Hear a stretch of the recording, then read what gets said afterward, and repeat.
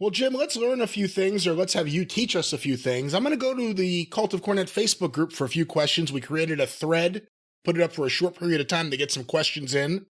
Let's see how some of these are. Jim, this one was sent in on the Cult of Cornette Facebook group by David Sigafus. Oh, come on. What is Seriously? Now, wait a minute. I thought you were screening these people. What? How did you let a guy in named David Snagglepuss?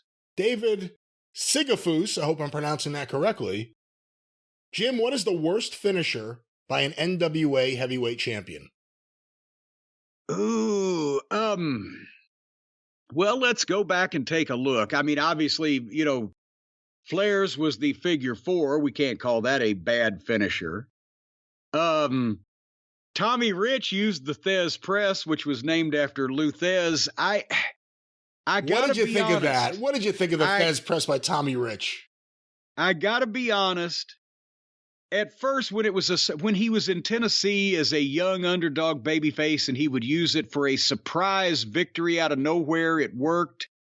But then as it became just the thing that was taking down name after name on Georgia Championship Wrestling, But you got to think about this now. What recognized the Funks had the spinning toe hold, and that was a classic.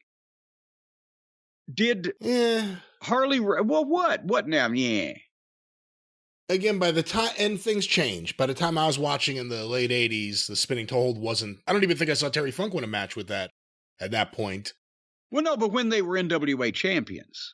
I don't. Again, I'm not a big Dory Funk Jr. fan. Maybe I'm wrong here. Maybe I'm wrong. Oh, for heaven's sake! Well, what do you got against Senior? He started the whole goddamn thing. That's true. But did Jack Briscoe use the figure 4? Did Harley Race have a recognized finish per se? He did so many things. He did suplexes. He did the diving headbutt off the top rope. I mean, even Thez. I mean, how often was the Thez press actually used as the finish? He didn't have a finisher, did he? I think, as you said, that was a move that he did sometimes, but he had other finishes as well because you didn't. I don't know that, especially in Thez's day and coming from the era that he trained in, that there was a finish, a finishing maneuver that had to be the climactic point of someone's match. Even Strangler Lewis with the headlock. He was noted for using a headlock. It won him matches, but he could win in other fashions. So, we're pretty much down to the modern era. Maybe it is the Thez press, a la Tommy Rich.